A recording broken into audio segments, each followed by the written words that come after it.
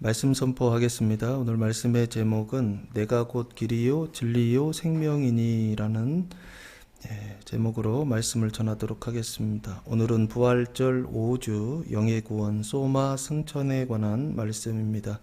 내가 곧 길이요 진리요 생명이니 말씀을 통해 교회가 승천하는 방법을 가르쳐 주셨습니다. 1절 말씀해 보시면 너희는 마음에 근심하지 말라 하나님을 믿으니 또 나를 믿으라 라고 말씀하고 있습니다. 여기 너희는 바로 앞에 13장 33절 말씀해 보시면 작은 자들아 내가 아직 잠시 너희와 함께 있겠노라 너희가 나를 찾은 것이나 일찍이 내가 유대인들에게 너희는 내가 가는 곳을 올 수 없다고 말한 것과 같이 지금 너희에게도 이르노라 라고 말씀하고 있습니다. 여기 작은 자들이 나오죠.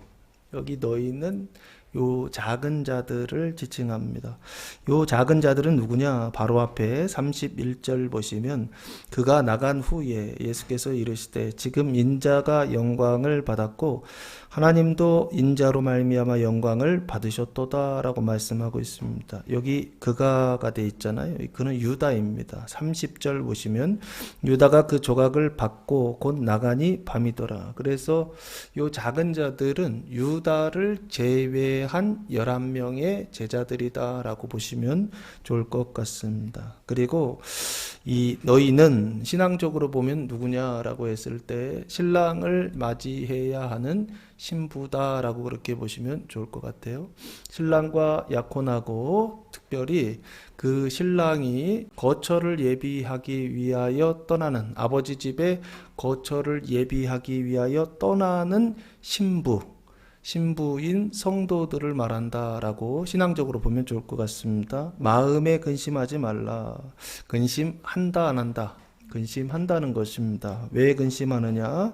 요한복음 13장 1절 말씀해 보시면 6월절 전날입니다. 예수께서 자기가 세상을 떠나 아버지께로 돌아가실 때가 이른 줄 아시고 세상에 있는 자기 사람들을 사랑하시되 끝까지 사랑하시니라 라고 말씀하고 있습니다. 여기 세상을 떠나 예수님께서 세상을 떠나 어디로 가신다? 아버지께로 돌아가실 때가 이른 줄 아시고 라고 말씀하고 있습니다. 좋게 얘기하면 승천이고 나쁘게 얘기하면 돌아가시는 거예요. 죽으시는 것을 말하는 것입니다. 예수님께서 돌아가실 때가 이른 줄 아셨다라는 것입니다. 그래서 사랑하시되 제자들을 끝까지 사랑하셨다라고 말씀하고 있어요. 그 사랑의 증표가 세족식입니다. 세족식은 뭐냐? 형제의 발을 씻어주는 것이다. 근데 눈에 보이는 건 발을 씻어주는 것이고 눈에 보이지 않는 건 뭘 씻어주는 것이다? 형제들의 사망을 씻어주는 것이다 라고 말씀을 드렸던 것입니다. 물로 사망을 씻듯이 말씀으로 생명의 말씀으로 제자들의 사망을 씻어주는 일, 그것이 바로 무엇이다?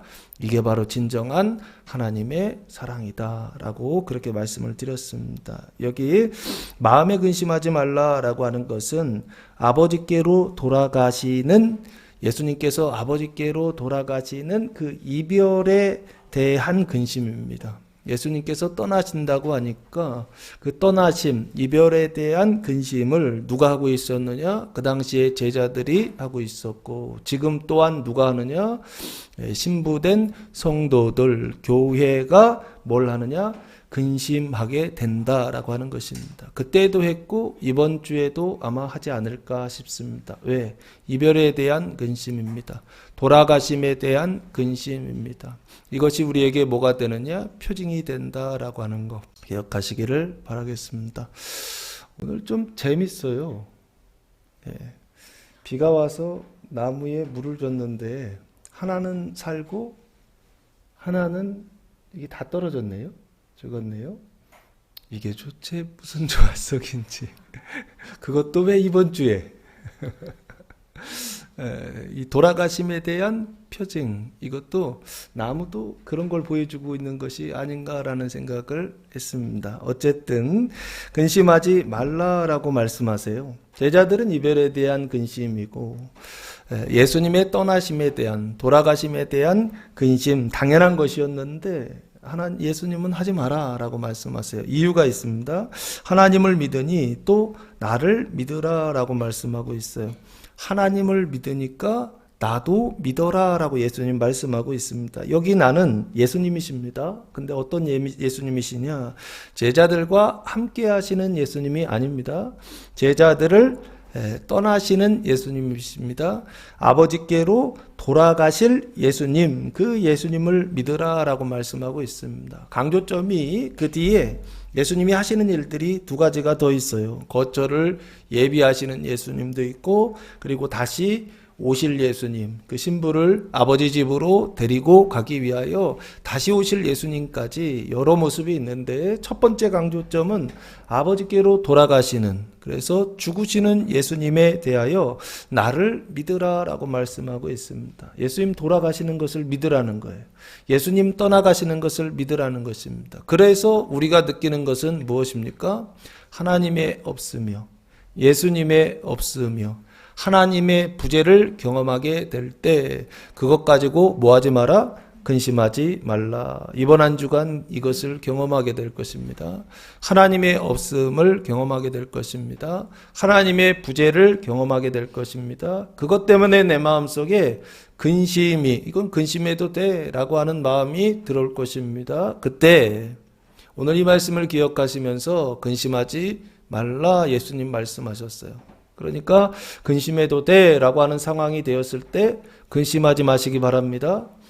근심하지 말아야 되는 이유는 주님이 그렇게 말씀하고 있기 때문에 그렇습니다. 이것은 근심할 거리가 아니다라고 하는 것입니다. 돌아가심은 근심할 거리가 아니요. 이별하심은 근심할 거리가 아니요. 하나님의 부재는 근심할 거리가 아니다라고 하는 것입니다. 그래서 나를 믿어라. 아버지께로 돌아가시는 나를 믿어라 라고 예수님 말씀하고 있습니다. 2절 말씀해 보시면 내 아버지 집에 거할 것이 많도다 라고 말씀하고 있어요.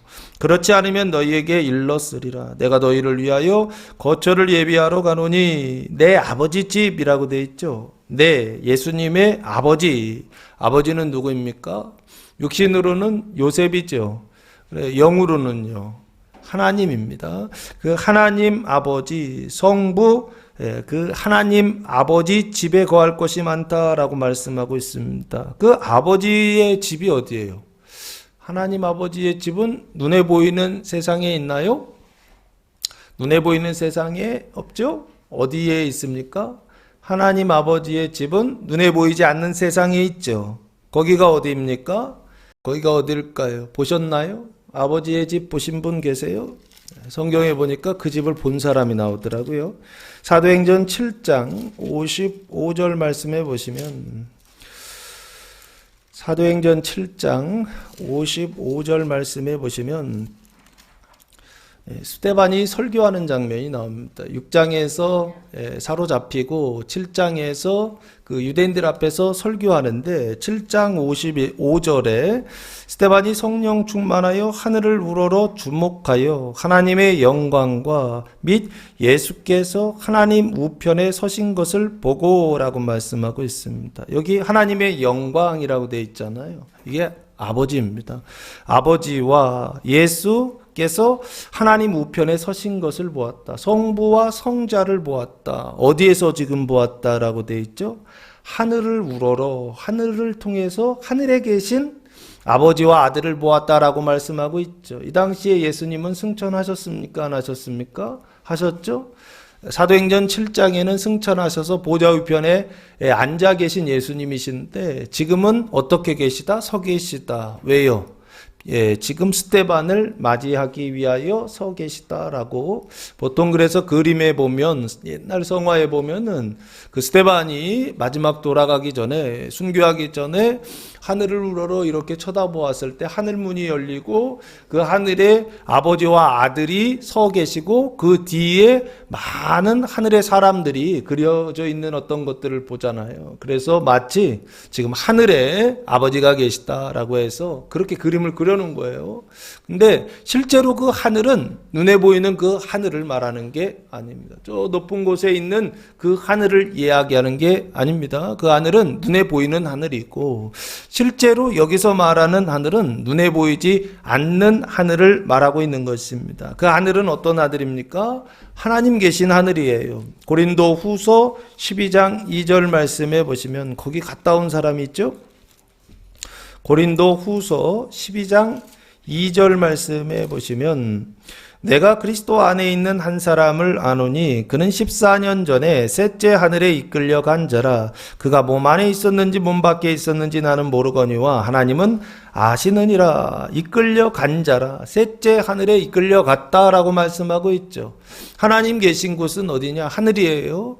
근데 하늘인데 그 우라노스는 어디냐라고 했을 때 셋째 하늘, 눈에 보이지 않는 하늘이다라고 누가요? 사도 바울이 지금 간증하고 있어요. 내가 거기 갔다 왔다라고 지금 말씀하고 있어요.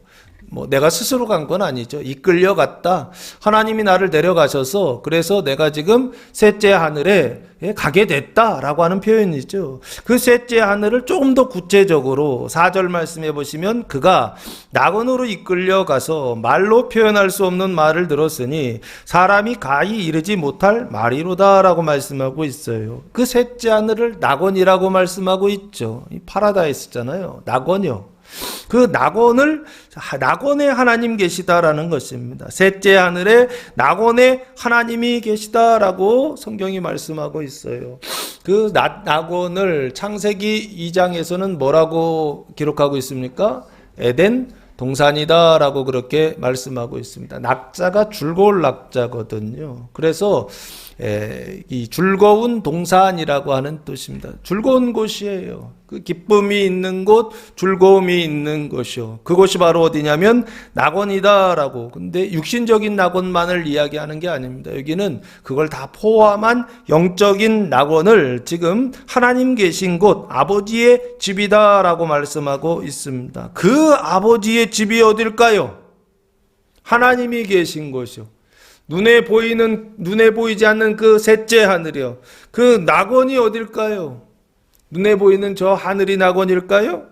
베드로전서 2장 5절 말씀해 보시면 베드로전서 2장 5절 말씀해 보시면 너희도 산돌같이 신령한 집으로 세워지고 예수 그리스도로 말미암아 하나님이 기쁘게 받으실 신령한 제사를 드릴 거룩한 제사장이 될지니라. 신령한 집과 제사장이 되라 두 가지를 강조하는데 특별히 저는 여기 신령한 집이요. 너희도 산돌 예수님이시거든요. 그 예수님같이 신령한 집으로 세워지라. 예수님이 신령한 집으로 세워졌다는 얘기죠. 근데 너희도 신령한 집으로 세워져라. 그 신령한 집이 무엇입니까? 하나님이 거하시는 집을 말하는 것입니다. 그 하나님이 거하시는 집을 뭐라고 부르죠? 성전. 성전이 세워지기 전에는 모세의 성막이라고 부르지 않았습니까? 이건 표징이라고요. 눈에 보이는 표징을 통하여 눈에 보이지 않는 성전 성막을 언약하고 있는 것이 구약에 있는 그 집입니다. 근데 여기에서는 너희가 신령한 집이라고 했다고요. 그 너희가 누구냐고요? 베드로전서에서 말하는 너희는 누구입니까? 예수 믿고 구원받은 성도들을 지금 말하는 것입니다. 구원받은 성도들이 뭐다? 신령한 집이요. 구원받은 성도들이 거룩한 제사장이다라고 지금 말씀하고 있다고요. 그러면 다시 얘기하면 하나님 계신 곳은 어디다? 낙원이요? 셋째 하늘인데 그 셋째 하늘이 지금은 어디다라는 거예요? 움직이는 성전으로, 움직이는 집으로 바뀌었다라고 하는 거예요. 왜요? 너희가 성전이기 때문에 그렇습니다. 너희가 신령한 집으로 세워지기 때문에 그렇습니다. 그래서 예수님께서 이것을 뭐라고 표현하셨냐면 요한복음 2장 21절 말씀해 보시면 아주 비슷한 표현이 이렇게 나와 있습니다. 요한복음 2장 가나의 혼례 잔치 그 비유가 끝나고 나서, 표징이 끝나고 나서 21절에 표징을 보이라, 유대인들이 표징을 보이라 했을 때 예수님께서 성전을 헐었다가 일으키겠다, 사흘 동안에 일으키겠다 말했을 때 21절, 그러나 예수는 성전된 자기 육체를 가리켜 말씀하신 것이다 라고 말씀하고 있어요. 여기 성전된 자기 육체라고 되어 있죠. 육체라는 단어가 사르크스가 아니에요. 소마입니다. 자기 육체를 지금 소마라고 말하고 있다고요. 예수님의 소마가 뭐다? 성전되었다라고 말씀하고 있다고요. 그래서 뭐를 일으키겠다? 자기 육체를 일으키겠다. 그 자기 육체를 일으키는 게 무엇입니까? 죽었다가 다시 살아나는 것이죠. 예수님의 몸이 죽었다가 살아나는 게 무엇입니까?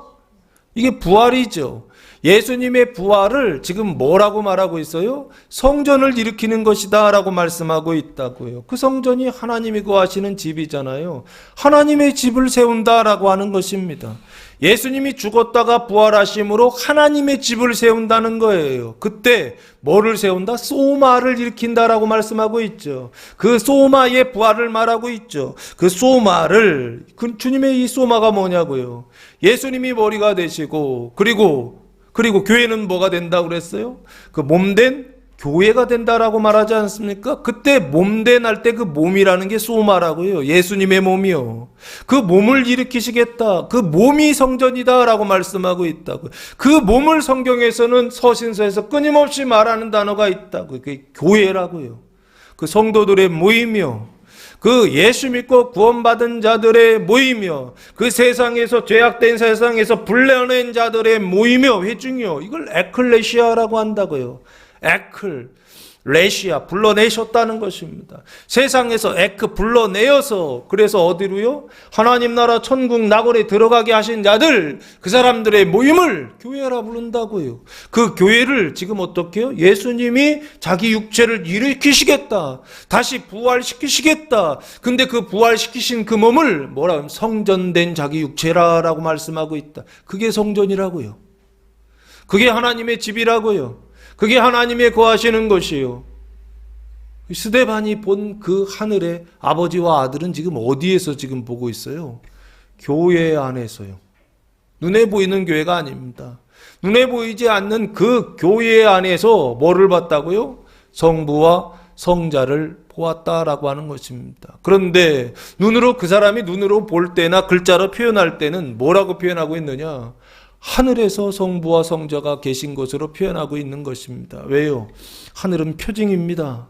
하나님 계신 곳에 대한 표징입니다. 눈에 보이는 표징을 통하여 눈에 보이지 않는 메시지를 전달하고 있는 거라고요. 그 하나님이 어디 계시냐고요. 맨날 하늘만 쳐다보세요.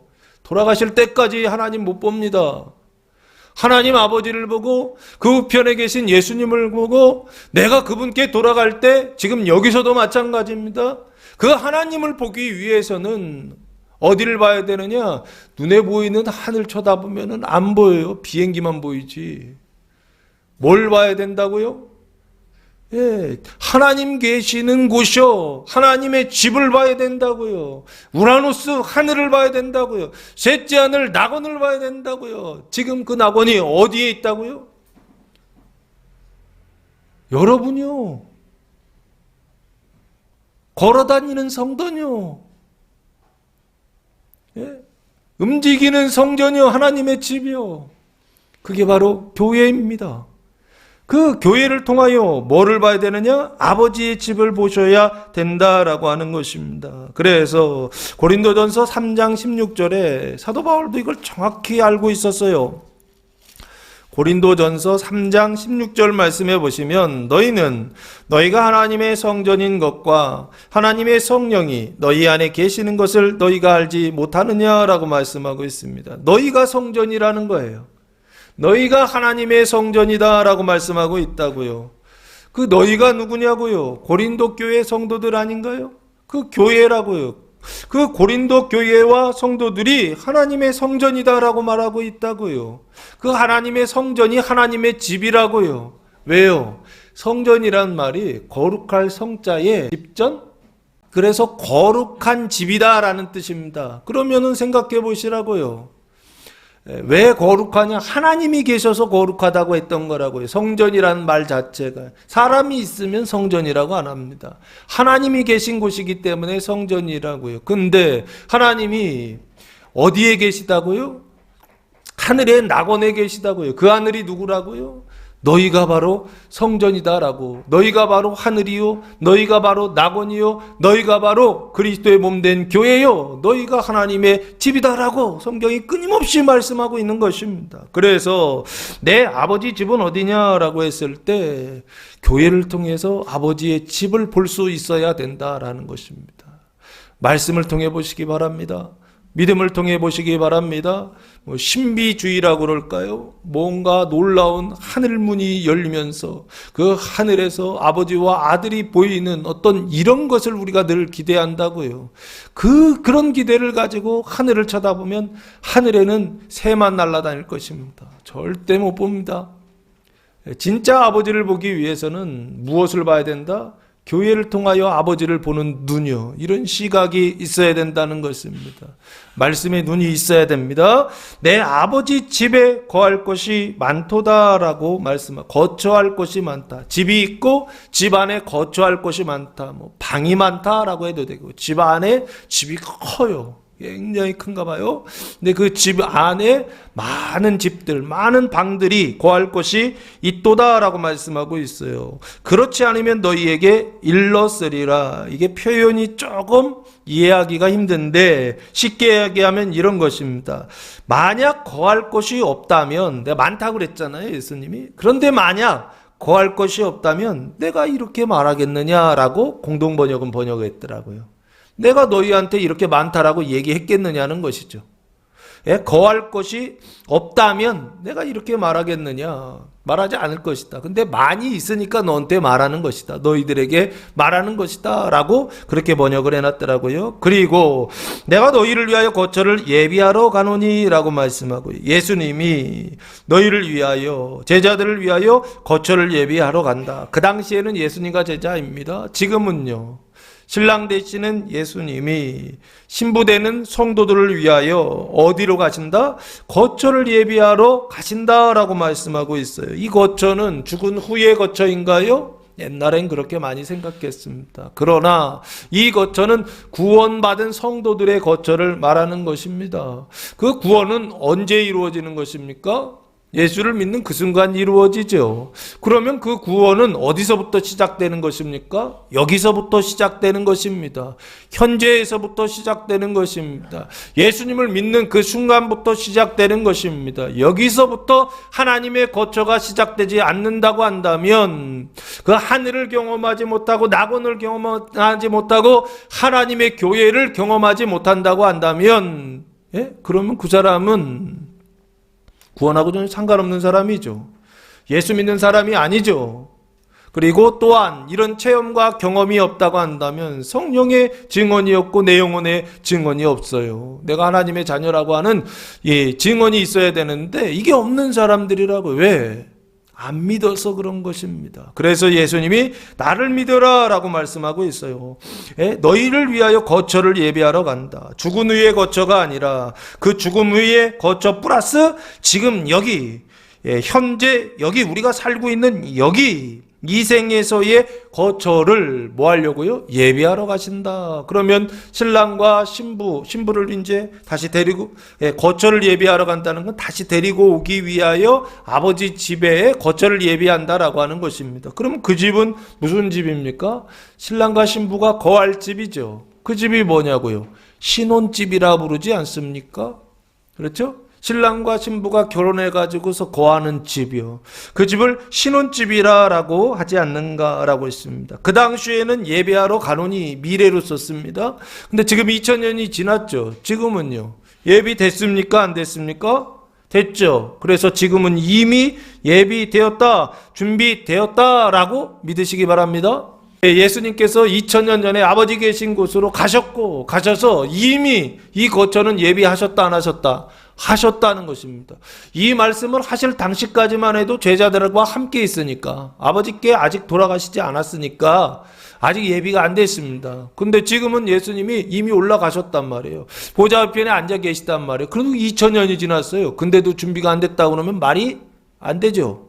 그리고 그 거처가 준비되었어요. 아버지 집이 준비되었어요. 그 집을 경험해 보지 않았다고 한다면 신앙생활을 10년을 하고 20년을 하고 30년을 하고 평생을 하셨다 하더라도 구원받은 것이 아닐 수가 있습니다. 왜냐하면 이 거처가 무엇인지를 알아야 된다고요. 신랑과 신부가 하나 돼서 그걸로 하나님께서 매년 데리고 가셨을 거라고요.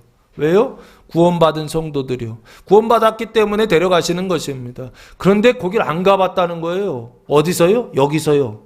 이 세상을 살아가면서 그 예수님이 예비하신 거처에 안 가보셨다고 한다면 내가 신앙생활을 오래 했는데도 거기 안 가봤어요. 경험이나 체험이 없어요. 내 안의 양심이, 내 이성이, 내 생각이 그것에 대하여서 하나님의 거처에 있다라고 하는 것을 증언하고 말하고 증거를 가지고 있어야 되는데 그게 없어요. 그러면 한번 생각해 보시라고요. 내가 거기 있나? 내가 거기 가봤나? 라고 하는 걸 한번 생각해 보시라고요. 내가 그걸 경험해 본 적이 없다니까요. 여기 예비하러 가신다라고 하는 것은 이미 다 예비가 되었습니다. 지금 보았을 때는요. 그런데 많은 성도들이 신앙생활하면서 이게 아직도 예비되고 있는 줄 알아요. 아니라고요.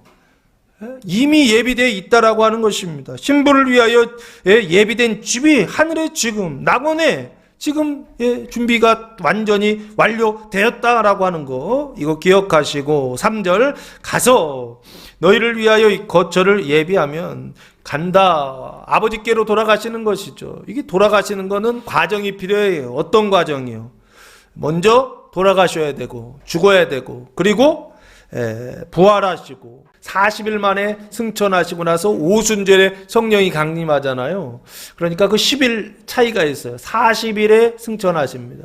그리고 나서 50일에 성령이 강림하신단 말이에요. 여기 가서라고 하는 것은 죽음과 부활과 승천하심으로 가셔서 너희를 위하여 거처를 예비하면이라고 말씀하고 있습니다. 그러면 예비되는 그 거처요. 너희를 위하여 그 거처를 예비하면 그 신혼집이요. 준비된 그 신혼집이요. 예비하면 내가 다시 와서 너희를 위하여 내게로 영접하여 나 있는 곳에 너희도 있게 하리라 라고 말씀하고 있습니다. 그러면 예비하면 주님께서 다 준비하셨어요. 그래서 내가 다시 와서라고 돼 있죠. 그 다시 오시는 걸 뭐라 그러죠? 재림이라고 하지 않습니까? 성경에서는 재림이란 단어가 있습니까? 없습니까? 개정개혁 성경에는 재림이란 단어가 없습니다. 이게 신기한 거예요. 예수 믿는 사람들은 재림이란 단어를 다 알고 있어요. 근데 성경에는 재림이란 단어가 없습니다. 그러면 뭐라고 번역되어 있을까요? 강림이라고 하는 단어로 번역을 해놨습니다. 예를 들면 데살로니가전서 4장 16절 말씀해 보시면 우리가 아는 재림인데 그 재림을 강림이라고 번역을 해놨습니다. 데살로니가전서 4장 16절 말씀해 보시면 주께서 호령과 천사장의 소리와 하나님의 나팔 소리로 친히 하늘로부터 강림하시리니 그리스도 안에서 죽은 자들이 먼저 일어나고 하면서 그 부활에 대해서 설명하고 있죠. 부활의 순서를 지금 설명하고 있어요. 머리가 되시는 그리스도께서 먼저 부활하시고 그리고 그 뒤에 누가요? 그리스도 안에서 죽은 자들이 먼저 일어난다라고 그렇게 설명하고 있습니다. 그런데 여기요. 주께서 호령과 천사장의 소리와 천사들을 대동하시고 오시죠. 하나님의 나팔 소리요. 이게 추수 때 일어나는 일이잖아요. 하늘로부터 강림하신다라고 말씀하고 있다. 강림은 무슨 내용입니까? 결국에 예수님께서 오시는 마지막 재림을 설명하고 있죠.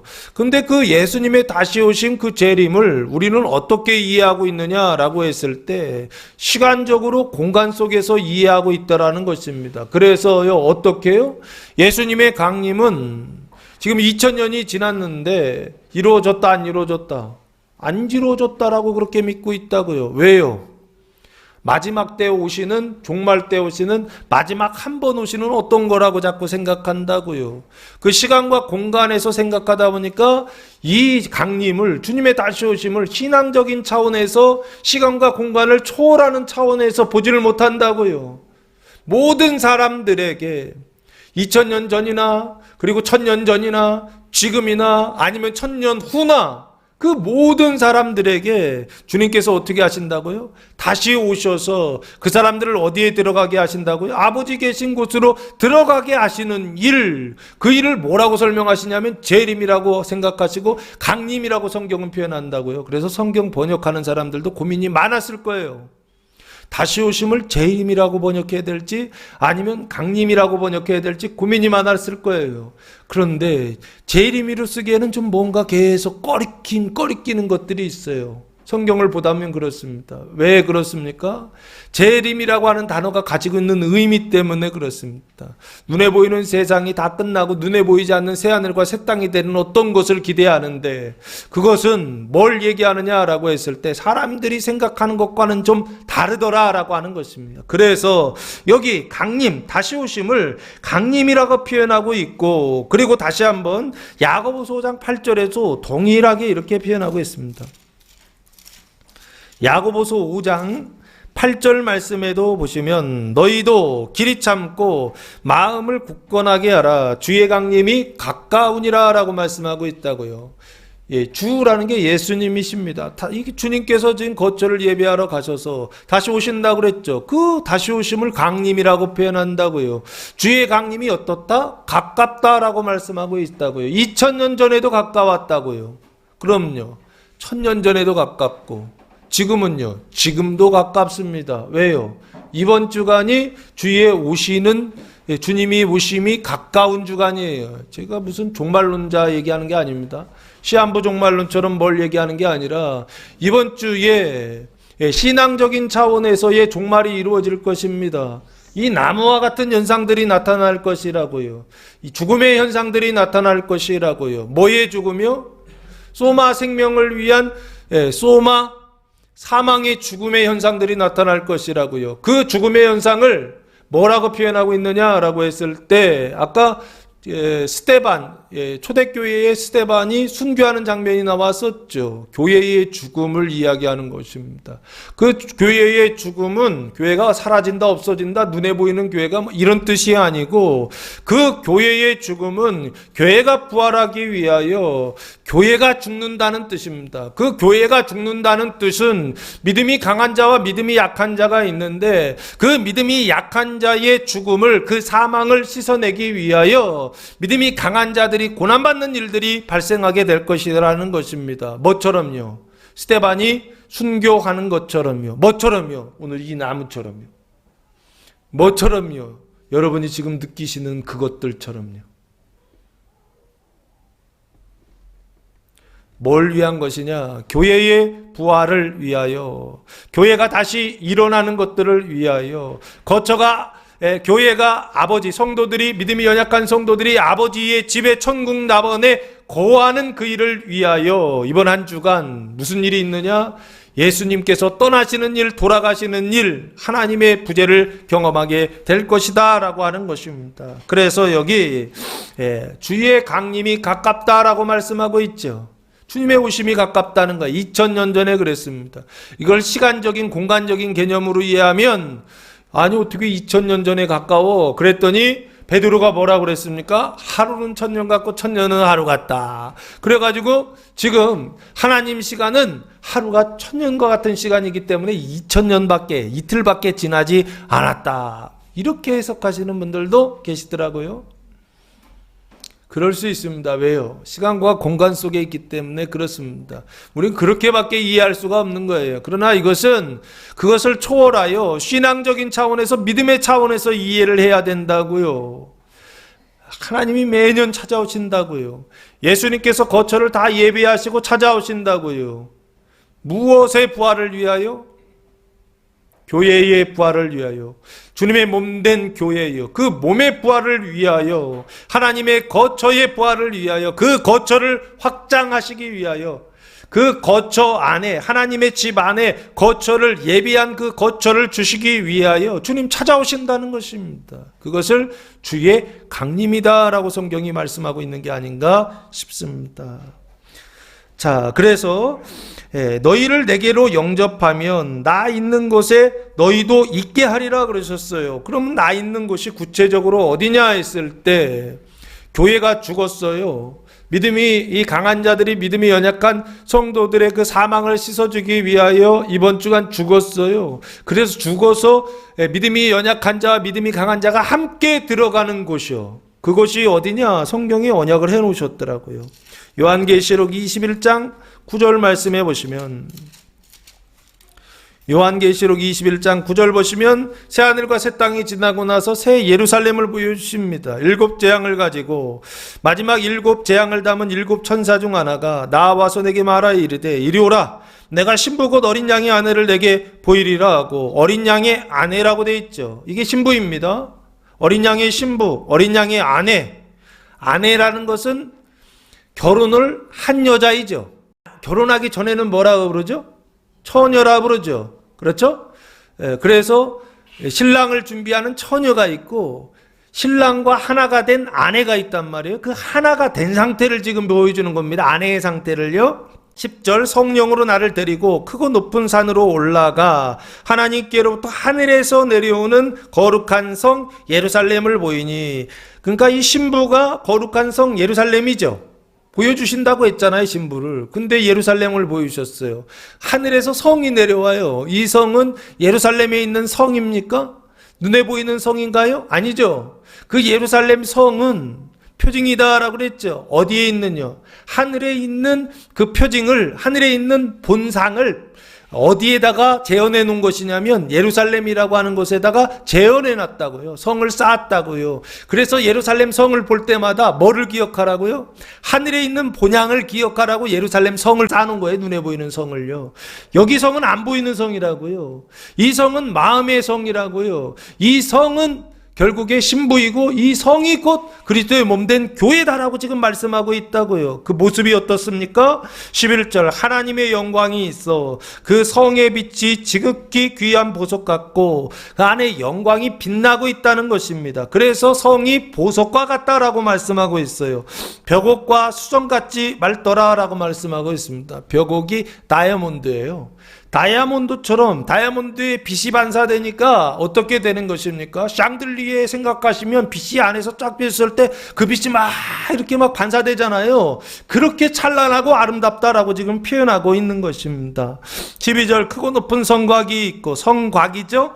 12문이 있는데 문이 12개예요. 동서남북 3개씩 잡으면 12개 되지 않을까 싶습니다.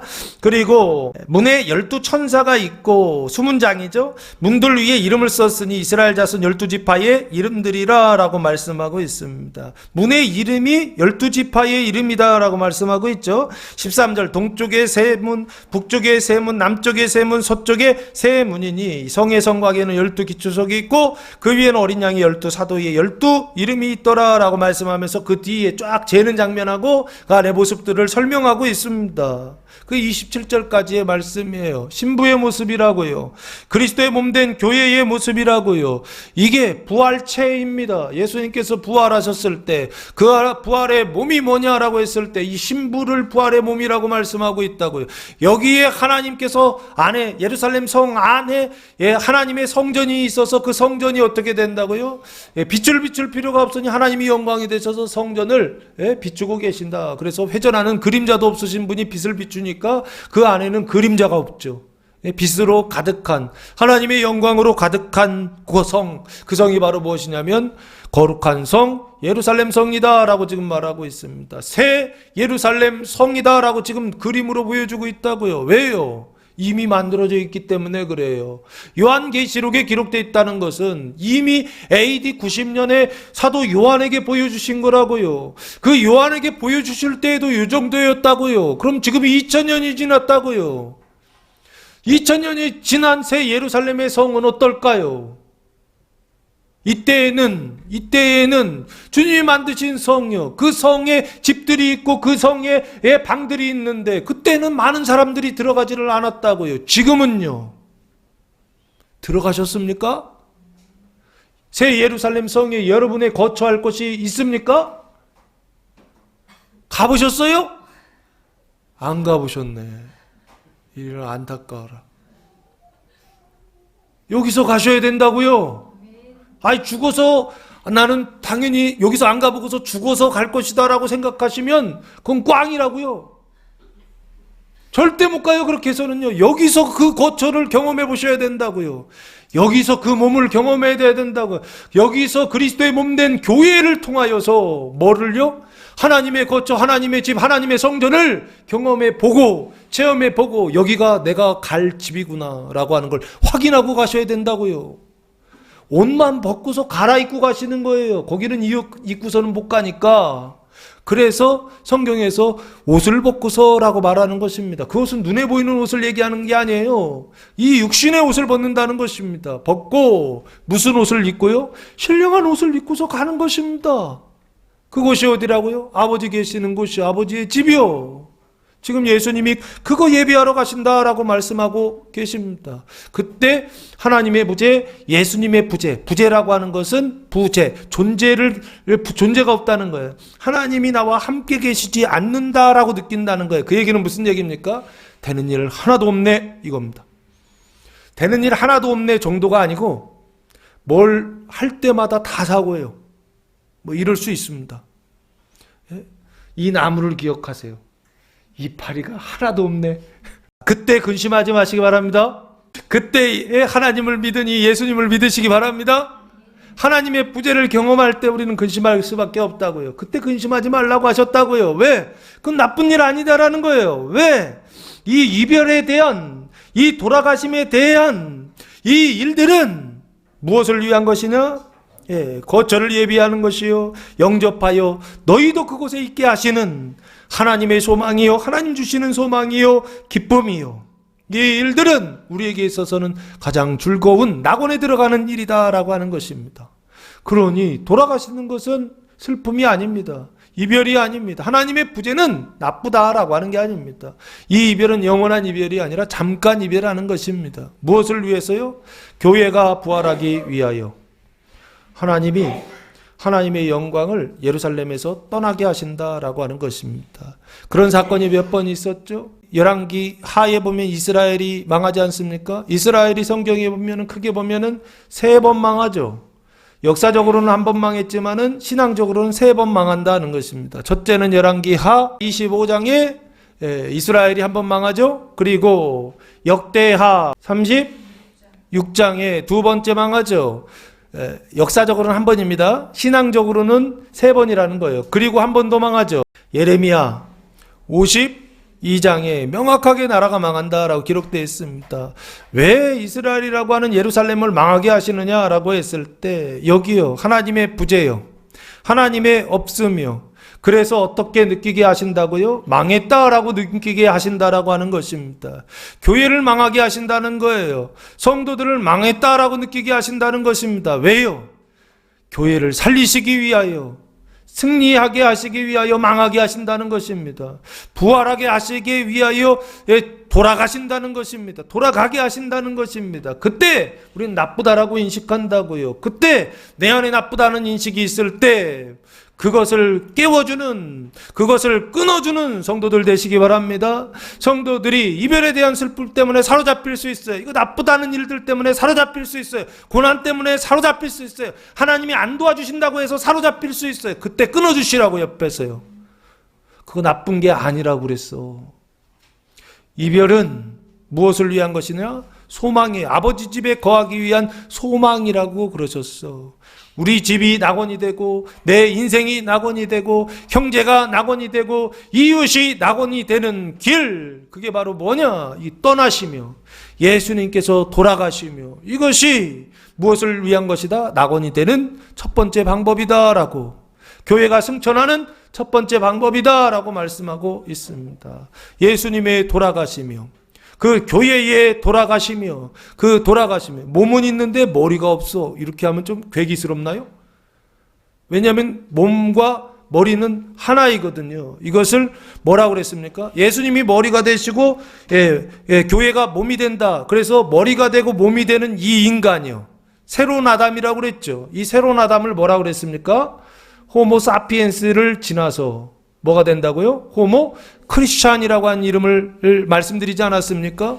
예수님이 머리가 되시고 교회가 몸이 되는 새로운 인간이요. 이걸 호모 크리스찬이라고 했던 것입니다. 그런데 예수님이 여기를 그냥 이렇게 잘라버리시는 거예요. 그러니까 이렇게 상상하니까 좀 그렇긴 한데 그런 걸 경험할 것이라고요. 머리가 없는 것처럼 경험돼요. 예수님이 없는 것처럼 경험돼요. 그때 나쁘다 생각하지 마시고 오히려 소망 중에 기뻐할 수 있는, 예수님을 믿을 수 있는 성도들 되시기를, 이 말씀을 믿고 앞으로 나아가는 성도들 되시기를 예수님의 이름으로 축복합니다. 자, 그래서 4절부터 보시면 두 번째가 나옵니다. 내가 어디로 가는지 그 길을 너희가 아느니라 라고 말씀하고 있어요. 그래서 예수님이 두 가지를 말씀하고 있습니다. 어디로 가는지 너희가 안다는 것이고, 두 번째는 그 길을 너희가 안다라고 예수님 말씀하세요. 그때 도마가 이렇게 말합니다. 도마가 이르되 주여 주께서 어디로 가시는지 우리가 알지 못하거늘 그 길을 어찌 알겠사옵나이까 라고 말씀하고 있어요. 모른다는 얘기예요. 근데 뭐를 모르느냐? 두 가지를 몰라요. 첫째, 어디로 가시는지 모른다는 것입니다. 둘째, 그 길을 어찌 알겠사옵나이까? 그 길도 모른다는 것이에요. 도말은 모른다는 것입니다. 예수님은 뭐라고 하셨어요? 안다라고 말씀하셨다고요. 그럼 그 얘기는 무슨 얘기입니까? 예수님은 알려주셨다는 것이죠. 예수님은 너희에게 어디로 가는지 알려주시고 그 길을 알려주셨다는 거예요. 그런데 도마는 뭐라고 지금 이 말씀을 듣고 뭐라고 그래요? 나는 주님 어디로 가시는지 모르겠는데요. 그리고 두 번째, 그 길도 모르겠는데 주님은 다 가르쳐 주셨는데 도마는 모른다는 거예요. 이게 오늘 우리의 상태 아닌가요? 주님은 다 가르쳐 주셨어요. 근데 우리는 주님 어디로 가시는지도 모르고 그 길도 모르는 도마의 상태처럼 잘 모르겠습니다 이러고 있다고요. 그리고 또 모르는 것이 신앙이라고 생각하세요? 아니에요. 아니, 모를 때도 있습니다. 그러나 5년이 지나고 10년이 지나도 몰라요. 신앙생활을 했는데 10년이 지나고 20년이 지나도 몰라요. 이건 문제 있는 겁니다. 왜 그렇죠? 나무도 성장하잖아요. 생물은 다 성장하고 살아있을 때는 성장하게 돼 있다고요. 모를 때도 있어요. 근데 그 모르는 게 능사가 아니라고요. 모르는 단계가 있으면 어느 순간에는 알아야 된다고요. 예수님 지금 말씀하십니다. 두 가지를 모르겠다 하니까 예수님이 두 가지를 다시 한번 가르쳐 주세요. 6절 예수께서 이르시되 내가 곧 길이요 진리요 생명이니, 길에 대한 답입니다. 나로 말미암지 않고는 아버지께로 올 자가 없느니라. 어디로 가시는지에 대한 답, 이 두 가지를 다 하셨어요. 첫 번째, 내가 곧 길이다 라고 말씀하세요. 예수님이시죠. 예수님이 길이다 라는 것입니다. 그러면 이 예수님은 요한복음 1장 1절에 태초에 말씀이 계시니라, 이 말씀이 하나님과 함께 계셨으니 이 말씀은 하나님이시라 할 때 이 말씀은 누구죠? 예수님이시죠. 예수님이 말씀이라고요. 그 말씀이 기록된 곳이 어디죠? 신약하고 구약에 기록되어 있죠. 그러니까 나는 누구냐 했을 때 내가 길이다 라고 말씀한다고요. 근데 2000년 전에는 예수님이 길이셨어요. 맞죠? 예수님 전에는 구약하고 예수님이 길이셨다고요. 근데 지금은요, 길이 뭐냐고요? 성경이죠. 구약 플러스 예수님이 신약에 기록됐으니까 구약도 예수님에 관한 예언이고 신약은 오신 예수님에 관한 책이고, 그래서 구약과 신약이 다 예수님에 대한 이야기라고요. 내가 길이다 라고 했을 때 결국에 길은 뭐냐? 아버지께로 돌아가는 길은 뭐냐? 아버지께로 들어가는 길은 뭐냐? 낙원에 들어가는 길은 뭐냐? 이 낙원이 철학으로 얘기하면 행복입니다. 행복에 들어가는 길은 뭐냐? 라고 했을 때 오직 성경이다 라고 하는 것입니다. 내가 길이다 라고 말씀하셨다고. 성경이 길이다 라고 말씀하셨다고요. 성경을 통해서 어디에 들어가야 된다? 아버지께로 돌아가야 된다. 하늘로 돌아가야 된다. 낙원으로, 천국으로 돌아가야 된다라고 예수님께서 가르쳐주고 있다고요. 천국에 가는 길이 뭐냐? 아버지께로 돌아가는 길이 뭐냐? 낙원에, 행복에, 구원에 들어가는 길이 뭐냐라고 했을 때 내가 길이다라고 말씀하신다고요. 예수님이 길이다라고 말씀하신다고요. 그 예수님이 2000년이 지난 지금 우리가 만날 수 있는 예수님은 어디에서 만나냐고요? 성경을 통하여 만나지 않습니까? 오실 예수님에 관한 이야기가 구약에 기록되어 있고 신약은요, 오신 예수님에 관하여 기록해 놓지 않았습니까? 그래서 둘 다 예수님에 대한 책이라고요. 성경이 길이라고요. 구약이 길이고 신약이 길이라고요. 그 길을 걸어가시라고요. 어떻게요? 성경을 읽고 성경 말씀을 듣고 하나님의 말씀을 듣고 하나님의 말씀을 읽는 이 방법을 통하여 낙원으로 걸어가는 것입니다. 천국에 간다라고 하는 것은, 낙원에 걸어간다라고 하는 것은 뭐 하는 것이냐? 성경 보는 거라고요. 성경 안 보고 낙원 간다? 가짜입니다. 성경 안 보고 천국에 들어간다? 가짜라고요. 성경 안 보고 구원받았다? 가짜입니다. 성경 안 보고 예수를 믿는다? 이것도 가짜입니다. 그리고 심지어 성경 안 보고 구원받았다? 이것도 가짜고, 성경 안 보고 성령 받았다 하는 인간들이 있습니다. 이건 진짜 경계해야 될 가짜들입니다. 왜요? 사람들을 미혹합니다. 무엇을 통해서요?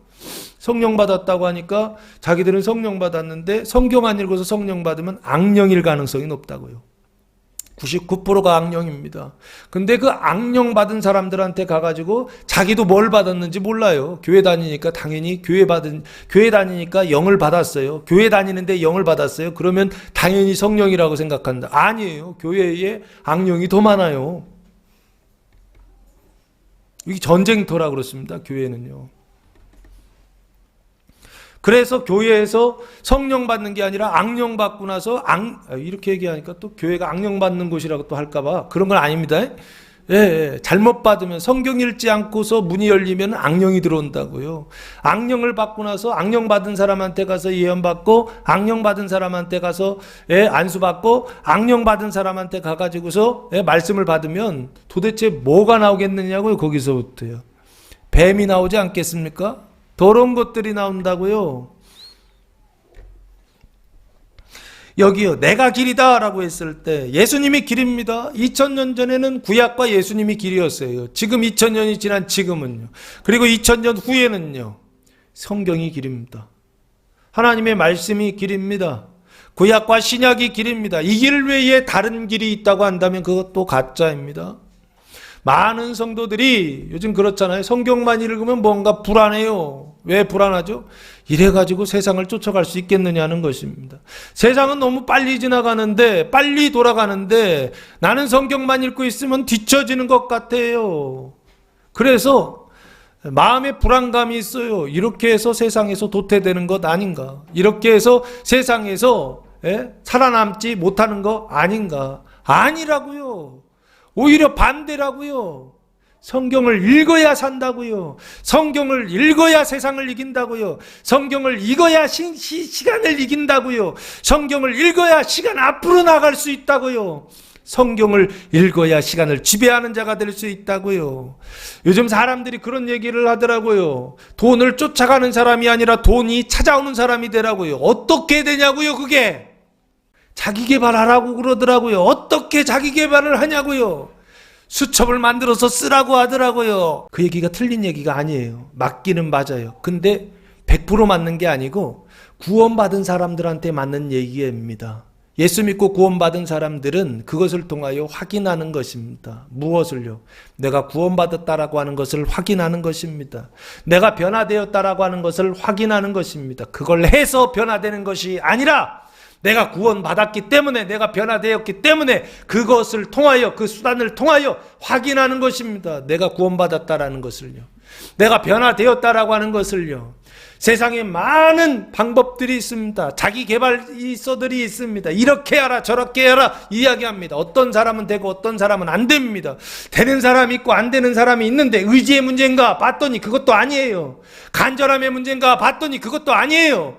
그래서 뭔가 봤더니 이거더라고요. 그 사람들도 몰랐어요. 자기가 구원받았는지 구원받지 않았는지, 자기가 믿는지 믿음이 있는지 믿음이 없는지, 이것이 그 사람들이 구원받았는지 안 받았는지를 확인하는 기준이 되더라는 거예요. 자기계발서는 결국에 누구한테 필요한 건가 봤더니 구원 안 받은 사람들한테는 이게 꽝이에요. 근데 구원받은 사람들한테는 자기가 구원받았다라고 하는 것을 확인하는 수단이 될 수 있다고요. 그런데 확인하는 수단을 목적으로 착각하는 그 순간 또 어떻게 된다고요? 타락하게 되어 있습니다. 그래서 계속 말씀드리는 것입니다. 말씀을 통해서 하나님의 말씀을 통해서 이 길을 걸어가라는 것입니다. 성경을 통해서 그 하늘의 길을, 낙원의 길을 걸어가라는 것입니다. 다른 것을 통해서 자기 개발을 하면 망합니다. 그러나 성경을 통해서 자기 개발을 하면 어떻게 되느냐? 시간과 공간을 이기는 자가 된다는 것입니다. 이것을 승리하는 자라고 됐고, 세상 사람들 말로 표현하면 돈을 쫓아가는 사람이 아니라 돈이 나를 쫓아오는 사람이 되는 유일한 방법이다라고 하는 것입니다. 그래서 목숨 걸고 성경을 읽으라고요.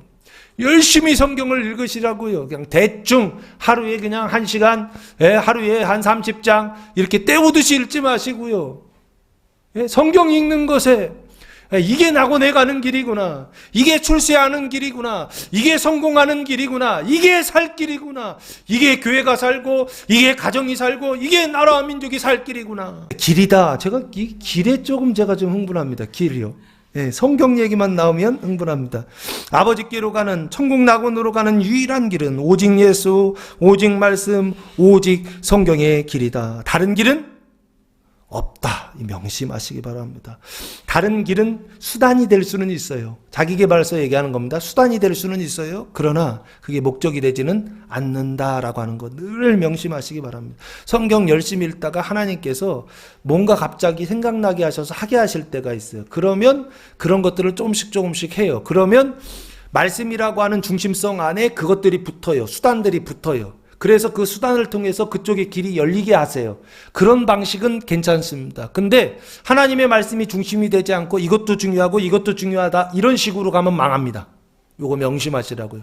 오직 말씀이요, 오직 성경을 통하여 낙원에 이를 수 있다라고 예수님께서 어떻게 해요? 십자가에 달려 돌아가심을 통하여서 알려주신 것입니다. 대가를 치러서 가르쳐 주신 것입니다. 그 나를 믿으라는 것입니다. 그 예수님을 믿으라는 것입니다. 그 길을 따라오라는 것입니다. 예수님이 두 번째, 그 길을 통하여만 낙원에 갈 수 있다. 첫 번째는 이별을 통하여, 두 번째는 그 길, 걸어가는 그 길을 통하여 아버지께로 갈 수가 있다. 나로 말미암지 않고는 아버지께로 올 자가 없느니라. 아버지 가시는 길, 예수님 가시는 길은 아버지께로 간다는 것입니다. 아버지의 집에 간다는 것입니다. 그럼 두 가지를 다 대답하셨죠. 예수님 가시는 곳이 어디냐? 아버지의 집이다.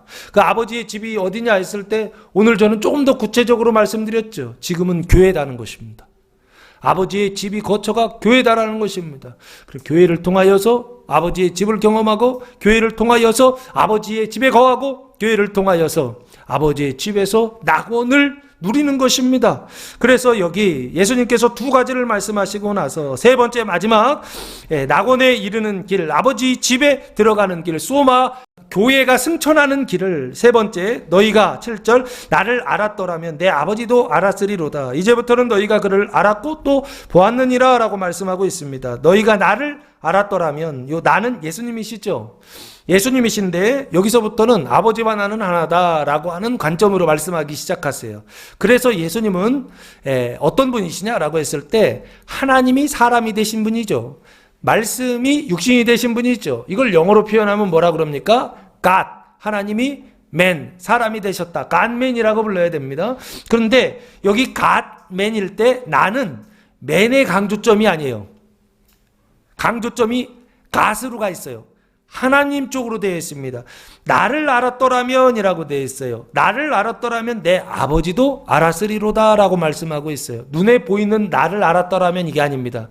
눈에 보이지 않는 나를 알았더라면, 나의 신성을 알았더라면 내 아버지 하나님을 말합니다. 하나님도 알았으리로다 라고 말씀하고 있습니다. 알았으리로다, 당연히 안다는 것입니다. 이제부터는, 지금입니다. 지금부터는 너희가 그를 알았고 또 보았느니라 라는 말씀을 하세요. 뚱뚱한 소리 하시죠. 알긴 뭘 알아요? 보긴 뭘 봐요? 지금 이제부터는 너희가 그를 보았다, 그를 알았다는 것은 아버지를 알았다는 뜻이고, 그를 보았다는 것은 아버지를 보았다는 것입니다. 그러니까 빌립이 뭐라고 그래요? 8절 빌립이 이르되 주여 우리에게 아버지를 우리에게 보여주옵소서. 이게 무슨 얘기입니까? 못 봤다는 얘기죠. 예수님은 봤다고 하는데 제자들은 못 봤다. 자, 그래서 여기 다시 보시면 예, 이게 그럼 이러잖아요. 예수님은 알려주셨다는 얘기고 아버지를 알려주셨다는 거고 예수님은 보여주셨다는 거예요. 그럼 이 본다라고 하는 게 이게 뭐냐는 거예요. 이게 보는 게 지금 빌립이 생각하는 보는 것과 예수님이 보는 것이 다르다는 것을 이해하셔야 된다고요. 아, 다르게 보는 것이구나 라는 것입니다. 이건 눈으로 보는 게 아니죠. 눈으로 보지 않는 것입니다.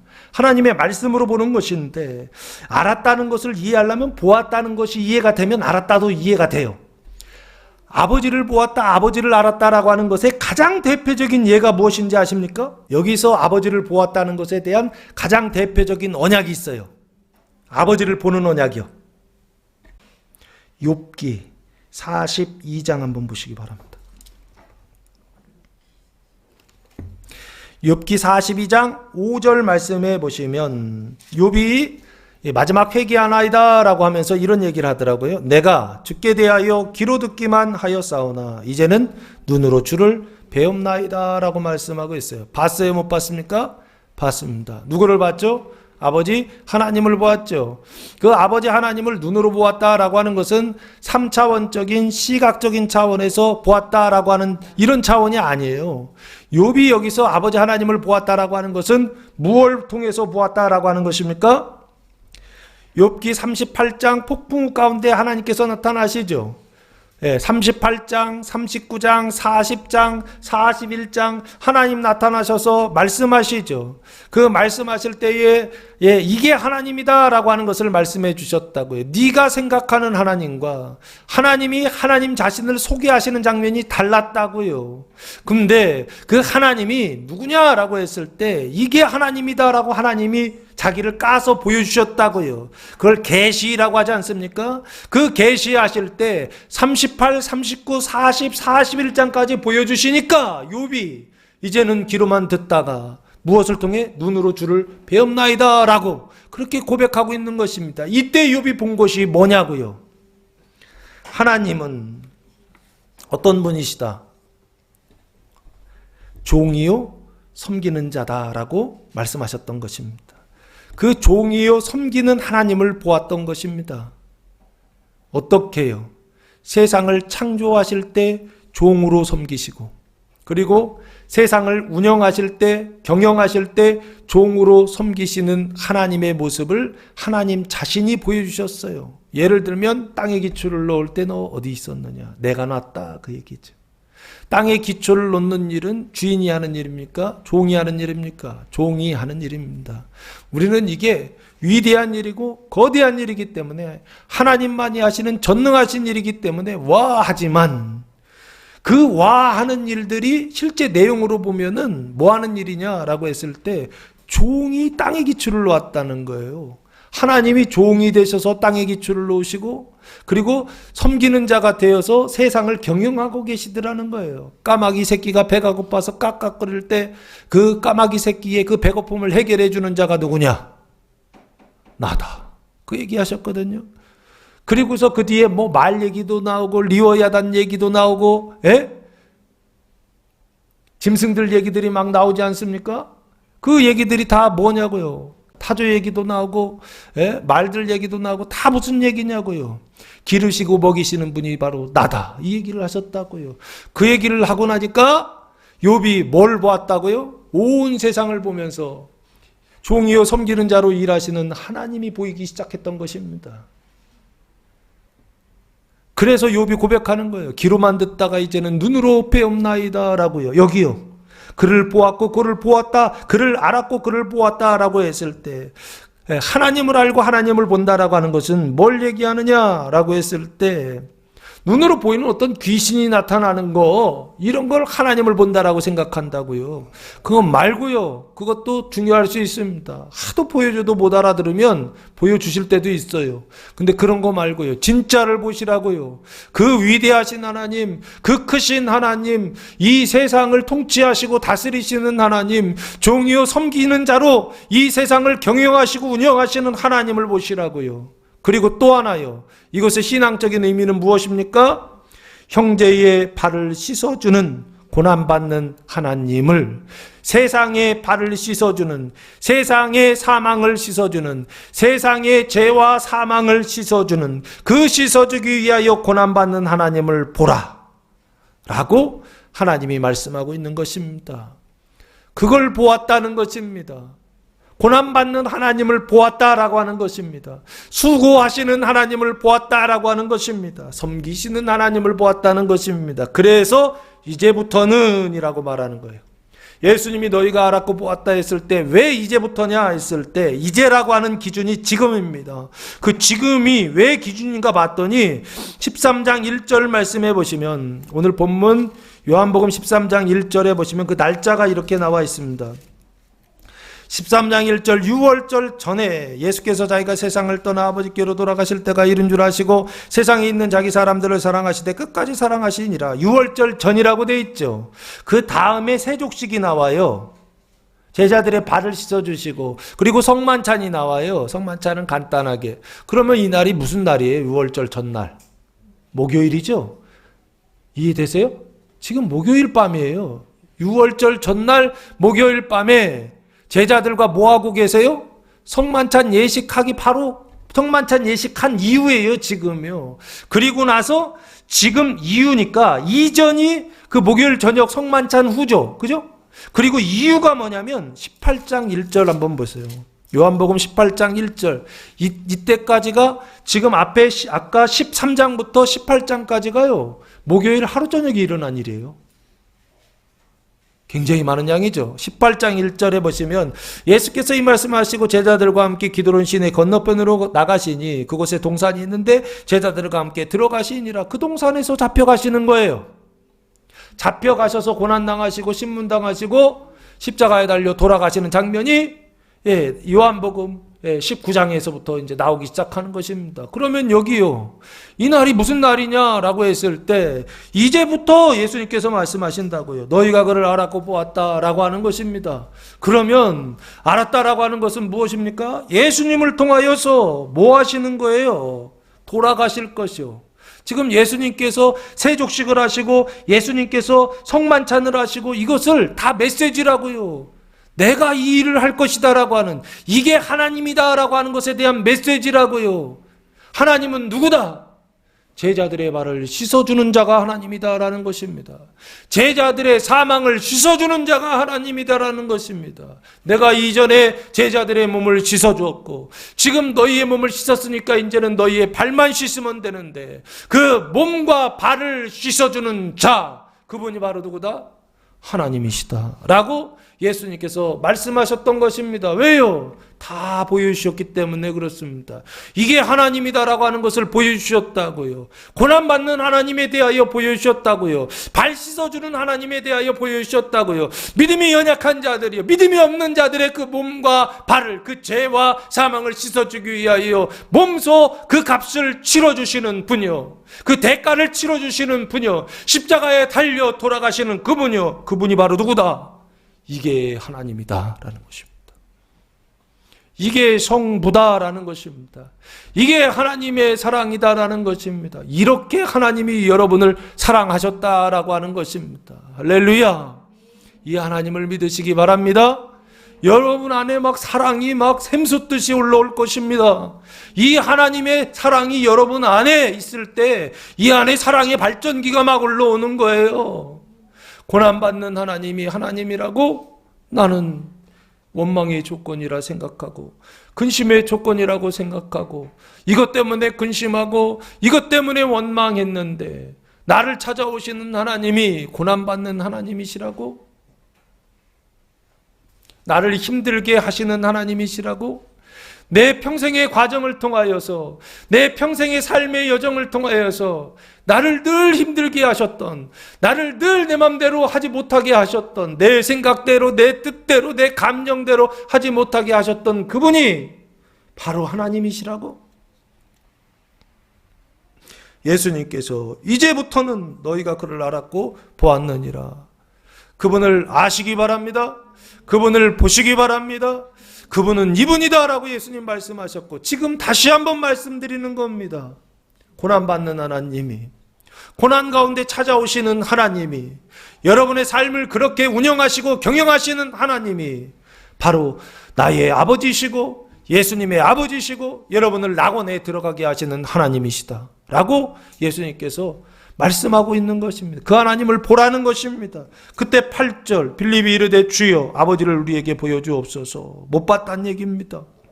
그리하면 족하겠나이다 라고 말씀하고 있습니다. 그리하면 만족하겠다, 그리하면 행복하겠다, 그리하면 구원을 받겠다 라고 빌립이 말합니다. 그러나 빌립은 만지지도 못했고 보지도 못한 어떤 사람이다? 눈뜬 장님의 상태, 신앙적인 상태가 이런 상태였다라고 하는 것입니다. 눈은 뜨고 있었어요. 그러나 그 속사람은요, 눈을 감고 있었다는 것입니다. 그래서 누구를 보지 못한다고요? 아버지를 보지 못하고 하나님을 보지 못하고 그 길을 걸어가지 못하는 것입니다. 그래서 9절 말씀해 보시면 예수께서 이르시되 빌립아 내가 이렇게 너와 오래 너희와 함께 있으되 네가 나를 알지 못하느냐. 나를 본 자는 아버지를 보았거든. 여기에다가 이렇게 쭉 그 시기를 하면 나를 본 자는 아버지를 보았다라고 말씀하고 있습니다. 어찌하여 아버지를 보이라 하느냐라고 말씀하고 있습니다. 여기서 나는 예수님이요, 여기서 나는 제자들의 발을 씻어주는 예수님이요, 여기서 나는 믿음이 연약한 형제들의 그 사망을 말씀으로 씻어주는 나이요, 여기서 나는 고난받는 나다라는 것입니다. 나를 본 자는 누구를 보았다? 아버지를 보았다는 것입니다. 예수님을 보는 것이 아버지를 보는 것이요, 고난받는 자들을 보는 것이 아버지를 보는 것이요, 발을 씻어주고 사망을 씻어주는 자를 보는 것이 아버지를 보는 것이다 라는 것입니다.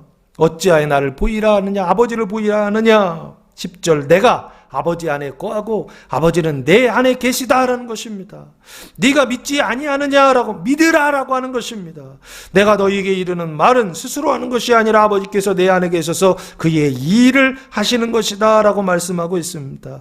내가 아버지 안에 거하고 아버지가 내 안에 계실 수 있는 상황은 하나밖에 없죠. 내가 예수님이 아버지 안에 거하신다는 거예요. 그러니까 아버지가 있고 그 안에 예수님 계신 거죠. 그리고 예수가 계시고 예수님 안에 아버지가 계시는 이게 동일하게 겹쳐지려면 어떻게 돼요? 완전한 일치를 이룰 때만 되죠. 그걸 지금 이렇게 표현하고 있어요. 내가 아버지 안에 거하고 아버지가 내 안에 계신 것을 네가 믿지 아니하느냐라고 말씀하고 있습니다. 내가 너희에게 이르는 말은 스스로 하는 것이 아니라 아버지께서 내 안에 계셔서 그의 일을 하시는 것이다. 그러면 내가 하는 말은 누구의 말이다? 하나님께서 하시는 일이요, 아버지께서 하시는 말씀이다 라고 하는 것입니다. 그러면 예수님께서 하시는 말씀은 어디에 기록되어 있습니까? 구약과 신약에 기록되어 있죠. 신약은 인자로 오셔서 예수님께서 하셨고, 구약은 인자로 오시기 전에 그리스도 상태로, 말씀의 상태로 말씀하셨던 그게 구약과 신약입니다. 그래서 내가 너희에게 이르는 말은 구약과 신약 성경 이 모든 것은 스스로 하는 것이 아니다라는 것입니다. 아버지께서 내 안에 계셔서 그의 일을 하시는 것이다. 아버지의 일이다 하는 것입니다. 예수를 통해서 말씀하시는 일, 그 일이 바로 무슨 일이냐 했을 때 하나님의 일이다라고 말씀하고 있다고요. 그 말씀하시는 일이 뭐냐고요. 우리는 교회는 세상에 나가서 헌신과 봉사를 많이 해야 된다, 봉사를 많이 해야 된다라고 생각하지만 그 봉사는 수단입니다. 세상으로 들어가기 위한 방법입니다. 실제로는 그걸 통해서 뭘 해야 된다고요? 여기요, 예수님을 통해서 아버지께서 말씀하시는 일을 한다고 했잖아요. 이게 하나님의 일이라고요. 그럼 하나님의 일은 무엇입니까? 사망을 생명으로 씻어주는 일입니다. 형제들의 사망을 생명으로 씻어주는 일이요. 이 일을 뭐라고 그럽니까? 이것을 거룩하게 되는 일이다 그래요. 이걸 성화라고 그럽니다.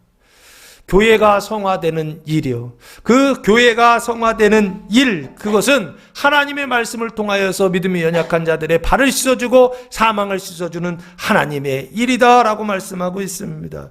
이것을 통하여 누구를 봐야 된다고요? 예수를 보고. 이것을 통하여 누구를 봐야 된다고요? 아버지를 봐야 된다는 것입니다. 아버지와 아들과 교회가 동일해요. 언제요? 말씀으로 형제들의 사망을 씻어줄 때요. 이게 아버지고 이게 예수님이고 이게 교회라고요. 근데 이걸 하지 않으면 아버지도 아니고 예수님도 아니고 교회도 아니고 나고는 전혀 상관없는 사람들이 되는 것입니다. 맨날 봉사만 해요. 그리고 뭘 하지 않아요? 사망을 씻어내지 않아요. 말씀으로 씻어내지를 않아요. 세상에 많은 봉사들이 있지 않습니까? 배고픈 사람 밥 나눠주는 거, 예? 가난한 사람들 필요한 돈이 필요하면 돈을 주고, 예? 아픈 사람들 치료해주고 하는 어떤 이런 일들이, 그건 표징이라고요. 눈에 보이는 것을 통하여 눈에 보이지 않는 메시지를 전달하기 위한 것이라고요. 겉사람에게 필요한 것이 있다고 한다면 속사람에게 필요한 것이 있다고요. 그 속사람의 구원을 위하여서 사용해야 되는 수단이라고요. 그 이상이 돼서는 절대 안 된다라고 하는 것입니다. 그것을 통해서 뭘 봐야 된다고요? 성부를 보고 성자를 보고 교회를 볼 수 있는 성도들 되시기를 예수님의 이름으로 축복합니다. 이걸 보셔야 된다고요. 이걸 믿어야 되신다고요. 그러면 11절 말씀에 내가 아버지 안에 거하고 아버지께서 내 안에 계심을 믿으라 예수님 말씀하세요. 믿으면, 이 믿는다라고 하는 것은 그 뒤에 나오는 내용을 위해서 믿으라는 것입니다. 이별을 믿으라 첫 번째 하셨죠. 그리고 그 길을 믿으라 두 번째 하셨죠. 세 번째 믿으라는 것은 내 안에 계심을 믿으라는 것입니다. 그렇지 못하겠거든 행하는 그 일로 말미암아 나를 믿으라라고 말씀하고 있어요. 믿음이 아버지께로 가는 유일한 방법이다라고 하는 것입니다. 행함으로는 아버지께로 갈 수가 없습니다. 사람의 일을 통해서는 갈 수가 없습니다. 하나님의 일을 통해서만 갈 수가 있습니다. 그래서 나를 믿으라라고 말씀하세요. 이 믿는다는 것은 무엇을 위해 믿는 것이냐? 12절 말씀해 보시면 내가 진실로 너희에게 이루노니 나를 믿는 자는 내가 하는 일을 그도 할 것이요 또한 그보다 큰 일도 하리니 이는 내가 아버지께로 감이라라고 말씀하고 있습니다. 나를 믿는 자라고 되어 있죠. 이 나를 믿는 이 믿음의 단계는 무엇입니까? 청년의 믿음을 말하는 것입니다. 내가 하는 일은 무엇입니까? 청년이 할 수 있는 일이에요. 그 일이 무엇입니까? 승천하는 일입니다. 교회가 청년의 단계에 들어가서 승천하는 그 일도 할 것이요. 교회가 거룩해지는 일, 그 일을 할 것이요. 두 번째, 또한 그보다 큰 일도 하리라 라고 말씀하셨습니다. 이 큰 일은 무엇입니까? 강림하는 일입니다.